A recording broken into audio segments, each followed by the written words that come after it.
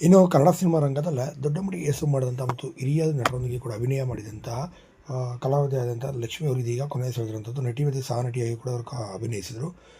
1960ರಿಂದ ಕೂಡ 1980ರ ತನಕ ಸಾಕಷ್ಟು ಆ್ಯಕ್ಟಿವ್ ಆಗಿದೆ ಅಂತ ಈ ನಟಿ ಇದೀಗ ಅನಾರೋಗ್ಯದಿಂದ ಬಳಲುತ್ತಿದ್ದರು. ಸುಮಾರು 2 ವರ್ಷಗಳಿಂದ ಕೂಡ ಆಸ್ಪತ್ರೆಯಲ್ಲಿ ಹೆಚ್ಚಿನ ಚಿಕಿತ್ಸೆ ಪಡೆಯುತ್ತಿದ್ದಂಥ ಈ ನಟಿ ಸಿನಿಮಾ ರಂಗದಲ್ಲಿ ಕೂಡ ಸಕ್ರಿಯವಾಗಿ ಇರಲಿಲ್ಲ ಅಂತಲೇ ಹೇಳ್ಬೋದು.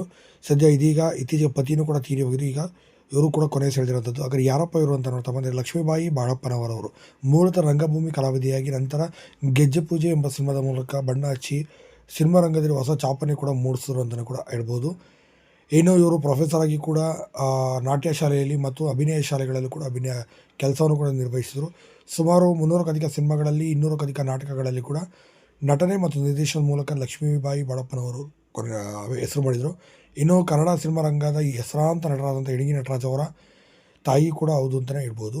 ಇಂಥ ಅದ್ಭುತವಾದ ಕಲಾವಿದೆ ಸದ್ಯ 97 ವರ್ಷ ವಯಸ್ಸು ಕಾಯಿಲೆಯಿಂದ ಕೂಡ ಬಳಲುತ್ತಿದ್ದರು. ಬಹು ಅಂಗಾಂಗ ವೈಫಲ್ಯಕ್ಕೆ ಒಳಗಾಗಿ ನಟಿ ಲಕ್ಷ್ಮೀಬಾಯಿ ಬಾಳಪ್ಪನವರು ಇಂದು ಮುಂಜಾನೆ 2:30 ಸುಮಾರಲ್ಲೇ ಕೊನೆ ಸೆಳೆದಿದ್ದಾರೆ ಅನ್ನೋ ಮಾಹಿತಿ.